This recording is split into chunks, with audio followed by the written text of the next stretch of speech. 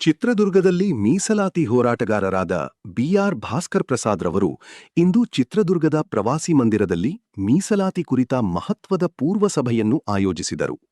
ಸಭೆಯಲ್ಲಿ ಧೀಮಂತ ಮೀಸಲಾತಿ ಹೋರಾಟಗಾರ ಕೋಡಿಹಳ್ಳಿ ಸಂತೋಷ್ ಹಾಗೂ ದಲಿತ ಮುಖಂಡ ಕೆ ರಾಜಣ್ಣ, ಜಿಲ್ಲಾ ಕಾರ್ಯದರ್ಶಿ ಭಾರತೀಯ ಜನತಾ ಪಾರ್ಟಿ ಜಿಎಚ್ ಮೋಹನ್ ಕುಮಾರ್ ಮತ್ತು ಯುವ ದಲಿತ ಮುಖಂಡ ವಿಶ್ವನಾಥ್ ಸೇರಿದಂತೆ ಹಲವು ಪಕ್ಷಾತೀತ ಸಂಘಟನೆಗಳ ಮುಖಂಡರು ಭಾಗವಹಿಸಿ ಮುಂದಿನ ಹೋರಾಟದ ರೂಪುರೇಷೆಗಳ ಕುರಿತು ಸಮಗ್ರ ಸಮಾಲೋಚನೆ ನಡೆಸಿದರು.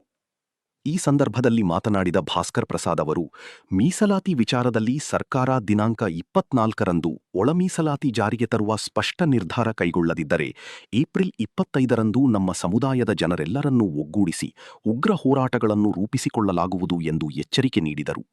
ಸಮಾಜದ ಹಕ್ಕುಗಳನ್ನು ಪಡೆಯುವ ಹೋರಾಟದಲ್ಲಿ ಎಲ್ಲರೂ ಒಂದಾಗಿ ಭಾಗವಹಿಸಬೇಕೆಂದು ಅವರು ಕರೆ ನೀಡಿದರು. ಅವರು ಮುಂದುವರೆದು, ಒಳ ಮೀಸಲಾತಿ ಜಾರಿಯಾಗದೇ ಇರುವ ಪರಿಸ್ಥಿತಿಯಲ್ಲಿ ಯಾವುದೇ ಉದ್ಯೋಗಗಳನ್ನು ಭರ್ತಿ ಮಾಡಲು ಅವಕಾಶ ನೀಡುವುದಿಲ್ಲ ಎಂದು ಸ್ಪಷ್ಟಪಡಿಸಿದರು. ಸರ್ಕಾರ ಪದೇ ಪದೇ ವಿವಿಧ ಇಲಾಖೆಗಳ ಉದ್ಯೋಗ ಖಾತೆಗಳಿಗೆ ನೋಟಿಫಿಕೇಷನ್ ನೀಡುತ್ತಿದ್ದರೂ ಒಳ ಮೀಸಲಾತಿ ವಿಚಾರದಲ್ಲಿ ಸ್ಪಷ್ಟ ಕ್ರಮ ಕೈಗೊಳ್ಳದಿರುವುದು ಜನರಲ್ಲಿ ಅನುಮಾನ ಮತ್ತು ಅಸಮಾಧಾನವನ್ನು ಉಂಟುಮಾಡುತ್ತಿದೆ ಎಂದು ಅವರು ಆರೋಪಿಸಿದರು. ಕಳೆದ 1.25 ವರ್ಷದಿಂದ ರಾಜ್ಯ ಸರ್ಕಾರ ಈ ವಿಚಾರದಲ್ಲಿ ಸ್ಪಷ್ಟ ನಿಲುವು ತಾಳದೆ ಕಾಲಹರಣ ಮಾಡುತ್ತಿರುವುದು ಸಮುದಾಯದ ಮೇಲೆ ನಂಬಿಕೆ ದ್ರೋಹಿ ನಡೆ ಎಂದು ಭಾಸ್ಕರ್ ಪ್ರಸಾದ್ ಆಕ್ರೋಶ ವ್ಯಕ್ತಪಡಿಸಿದರು. ಒಳ ಮೀಸಲಾತಿ ಜಾರಿಯಾಗುವವರೆಗೆ ಹೋರಾಟವನ್ನು ಹಂತ ಹಂತವಾಗಿ ತೀವ್ರಗೊಳಿಸಲಾಗುವುದು ಎಂದು ಅವರು ಎಚ್ಚರಿಸಿದರು. ಈ ಹೋರಾಟಕ್ಕೆ ವಿದ್ಯಾರ್ಥಿಗಳು, ಯುವ ಮುಖಂಡರು, ವಕೀಲರು, ಹೋರಾಟಗಾರರು, ಬುದ್ಧಿಜೀವಿಗಳು ಹಾಗೂ ನಮ್ಮ ಸಮುದಾಯದ ಪೂಜ್ಯ ಗುರುಗಳ ಆಶೀರ್ವಾದ ಮತ್ತು ಬೆಂಬಲ ಅಗತ್ಯವಿದೆ. ಈ ಸಂದರ್ಭದಲ್ಲಿ ಎಲ್ಲಾ ರಾಜಕಾರಣಿಗಳು ಪಕ್ಷಾತೀತವಾಗಿ ನಮ್ಮ ಜೊತೆಗೆ ನಿಲ್ಲಬೇಕು ಎಂದು ಮನವಿ ಮಾಡಿಕೊಂಡರು. ಇನ್ನು ಸಭೆಯಲ್ಲಿ ಭಾಗವಹಿಸಿದ ಹಲವಾರು ಮುಖಂಡರು ತಮ್ಮ ಅಭಿಪ್ರಾಯಗಳನ್ನು ವ್ಯಕ್ತಪಡಿಸಿ, ಮೀಸಲಾತಿ ವಿಚಾರದಲ್ಲಿ ಸಮುದಾಯದ ಹಕ್ಕುಗಳನ್ನು ಸಾಧಿಸಲು ಒಗ್ಗಟ್ಟಿನ ಹೋರಾಟ ಅನಿವಾರ್ಯವಾಗಿದೆ ಎಂದು ಒಮ್ಮತದಿಂದ ಅಭಿಪ್ರಾಯ ವ್ಯಕ್ತಪಡಿಸಿದರು. ಜಿಲ್ಲೆಯ ಎಲ್ಲ ನನ್ನ ಬಂಧುಗಳೇ, ನಾನು ಸ್ನೇಹಿತರೆ, ಒಡನಾಡಿಗಳೇ ಅಂತ ಕರೆಯಲ್ಲ, ಎಲ್ಲ ನನ್ನ ಬಂಧುಗಳೇ, ಎಲ್ಲ ನನ್ನ ಅಣ್ಣ ತಮ್ಮಂದ್ರೆ,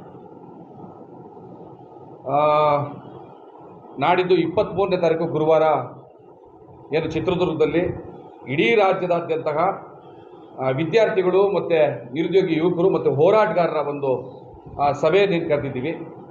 ಅದಕ್ಕೆ ಪೂರ್ವಭಾವಿಯಾಗಿ ಇವತ್ತೇ ನಾನು ಚಿತ್ರದುರ್ಗಕ್ಕೆ ಬಂದು ತಮ್ಮೆಲ್ಲರ ಹತ್ರ ಕೂಡ ಮಾತಾಡಿ ಇಡೀ ರಾಜ್ಯದಾದ್ಯಂತಹ ಬರ್ತಾ ಇರುವಂತಹ ವಿದ್ಯಾರ್ಥಿಗಳಿಗೆ, ಯುವಜನರಿಗೆ ಮತ್ತು ಹೋರಾಟಗಾರರಿಗೆ ನೀವೆಲ್ಲರೂ ಕೂಡ ಒಂದು ಅಭೂತಪೂರ್ವವಾದಂತಹ ಒಂದು ಹೃದಯ ತುಂಬಿದಂಥ ಸ್ವಾಗತವನ್ನು ಕೋರಿ ಒಂದು ಒಳ್ಳೆಯ ಕಾರ್ಯಕ್ರಮವನ್ನು ನಡೆಸಿಕೊಟ್ಟು ನಿಮ್ಮ ಮೂಲಕ ಈ ಹೋರಾಟದ ನೆಲ ಏನು ಗಂಡುಮೆಟ್ಟದ ನಾಡು ಅಂತ ಕರಿತೀರಲ್ಲ, ಈ ಹೋರಾಟದ ನೆಲದಿಂದ ಅದು ನಿರ್ಣಾಯಕ ಹಂತದ ಹೋರಾಟದ ಮೊದಲನೇ ಹೆಜ್ಜೆ, ಕೊನೆಯ ಹೋರಾಟದ ಮೊದಲನೇ ಹೆಜ್ಜೆ ಇಲ್ಲಿಂದ ಪ್ರಾರಂಭ ಆಗಬೇಕು.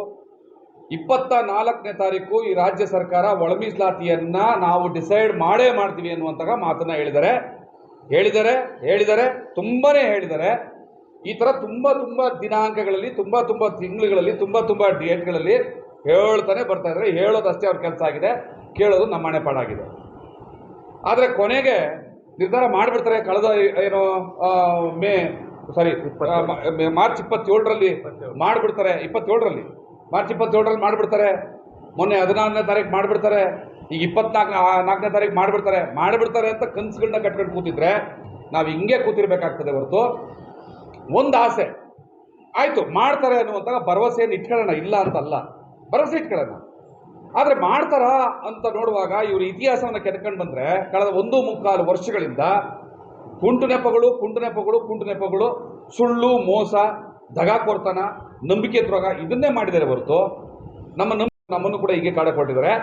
ಅದಕ್ಕೆ ಕಟ್ಟ ಕಡೆಯದಾಗಿ 24ನೇ ತಾರೀಕು ಏನಾದರೂ ಕೂಡ ಸಂಪೂರ್ಣ ಒಳ ಮೀಸಲಾತಿ, ಸುಮ್ಮನೆ ಒಳ ಮೀಸಲಾತಿ ಅಲ್ಲ, ಸಂಪೂರ್ಣ ಒಳ ಮೀಸಲಾತಿ, ಅದು ಆರ್ಥಿಕ ಕ್ಷೇತ್ರದಲ್ಲಿ, ರಾಜಕಾರಣದಲ್ಲಿ, ಮತ್ತು ಬಡ್ತಿನಲ್ಲಿ, ಆಮೇಲೆ ನೇಮಕಾತಿನಲ್ಲಿ ಎಲ್ಲ ಮೀಸಲಾತಿ ಎಲ್ಲೆಲ್ಲಿ ಅನ್ವಯಿಸುತ್ತೋ ಎಲ್ಲ ವಿಭಾಗದಲ್ಲೂ ಕೂಡ ಏನೋ ಒಳ ಮೀಸಲಾತಿ ಅನ್ವಯಿಸುವಂಥ ಒಂದು ಆದೇಶ ಬರದೇ ಹೋದರೆ 24ನೇ ತಾರೀಕು ರಾತ್ರಿಯಿಂದ ಮುಂದುವರೆದಂತೆ ಏನೆಲ್ಲ ಚಳುವಳಿಗಳು ಮಾಡುವಂಥದ್ದು, ರಸ್ತೆ ರೋಕೋ ಮಾಡುವಂಥದ್ದು, ಮತ್ತು ಏನೋ ಮುಖ್ಯಮಂತ್ರಿಗಳ ಮನೆಗೆ ಗೆರವು ಮಾಡುವಂಥದ್ದು, ವಿಧಾನಸೌಧಕ್ಕೆ ನುಗ್ಗುವಂಥದ್ದು, ಹೋಗುವಂಥದ್ದಲ್ಲ ನುಗ್ಗುವಂಥದ್ದು, ಮತ್ತು ಎಲ್ಲ ಮಂತ್ರಿಗಳ ಮನೆ ನುಗ್ಗುವಂಥದ್ದು, ಇನ್ನೂ ಕಡೆ ಒಂದು ಕೆಟ್ಟ ಎಚ್ಚರಿಕೆ ಸರ್ಕಾರ ಕೊಡಬೇಕಾಗಿರೋದು ನಾವೆಲ್ಲರೂ ಕೂಡ ಸೇರಿ ಅವತ್ತು 23ನೇ ತಾರೀಕು ಸಭೆಯಲ್ಲಿ ವಿದ್ಯಾರ್ಥಿಗಳ ಜೊತೆಯಲ್ಲಿ ಅಂತಂದರೆ, ನಿಮಗೆ ತಾಕತ್ತಿದ್ರೆ ಯಾರಾದರೂ ಒಬ್ಬ ಮಿನಿಸ್ಟ್ರು ಒಳ ಮೀಸಲಾತಿ ಸಂಪೂರ್ಣ ಒಳ ಮೀಸಲಾತಿ ಜಾರಿಗೊಳಿಸ್ತೆ ಈ ರಾಜ್ಯದ ಎಲ್ಲಾದ್ರೂ ಓಡಾಡ್ರಿ ನೋಡೋಣ ನೀವು ನೆಮ್ಮದಿಯಿಂದ ಅಂತ ಹೇಳ್ಬೇಕು. ಆ ಕೆಲಸವನ್ನು ನಾವು ಮಾಡಿ ತೋರಿಸ್ಬೇಕು.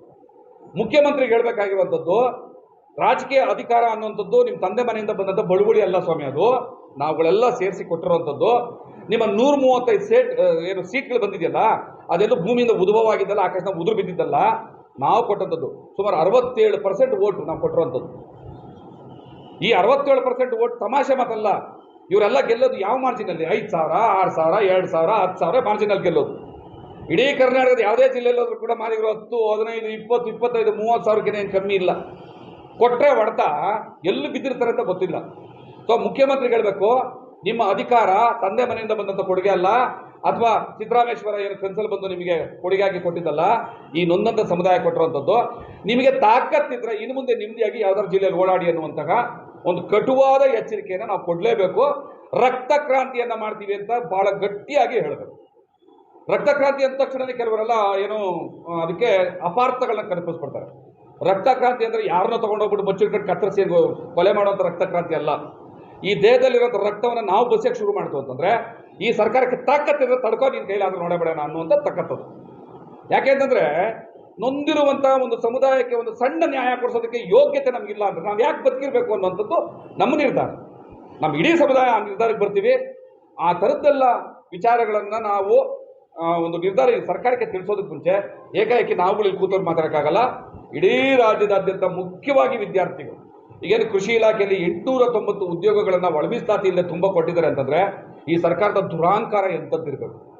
24ನೇ ತಾರೀಕು ಒಳಗಡೆ ಎಲ್ಲ ನೋಟಿಫಿಕೇಶನ್ಗಳನ್ನ ವಾಪಸ್ ತೆಗೆದು, ಮತ್ತು ಕೃಷಿ ಇಲಾಖೆ ಮಾತ್ರ ಅಲ್ಲ, ಯಾವುದೋ ಕೋರ್ಟ್, ಕೆಲವು ಜಿಲ್ಲೆಗಳ ಕೋರ್ಟ್ಗಳಲ್ಲಿ ನೇಮಕಾತಿಗಳು ಪ್ರಾರಂಭ ಆಗಿದ್ದಾವೆ. ಆಮೇಲೆ ಇನ್ನೊಂದು 2-3 ಇಲಾಖೆ ಯಾವುದು ಸರ್? DCC ಬ್ಯಾಂಕ್ನಲ್ಲಿ ಆಗಿದೆ. ಪೊಲೀಸ್ ಇಲಾಖೆ 8,800 ಉದ್ಯೋಗಗಳನ್ನ ಕರೆಕೊಂಡಿದ್ದಾರೆ. ಏನು ಇವ್ರು ಅಪ್ತರ ಮನೆ ಆಸ್ತಿನ ಇವ್ರು ಇಷ್ಟ ಬಂದಂಗೆ ಕರೆಯೋದಕ್ಕೆ? ಚುನಾವಣೆ ಬಂದಾಗ ಹೇಳ್ತಾರೆ ಇಲ್ಲ ಒಳ ಮೀಸಲಾತಿ ಇದ್ದಾಗ ನಾವು ತುಂಬೋದೇ ಇಲ್ಲ ಅಂತ. ಚುನಾವಣೆ ಮುಗಿದಿದ ತಕ್ಷಣನೇ ಬಣ್ಣ ಬದಲಾಯಿಸ್ತಾರೆ, ನೋಟಿಫಿಕೇಶನ್ ಓಡಿಸ್ಬಿಡ್ತಾರೆ. ಇವ್ರು ಅಪ್ತರ ಮನೆ ಸರ್ಕಾರ ಅಂತಂದ್ರೆ ಏನು ಇವ್ರು ಇಷ್ಟ ಬಂದಂಗೆ ಮಾಡೋದ?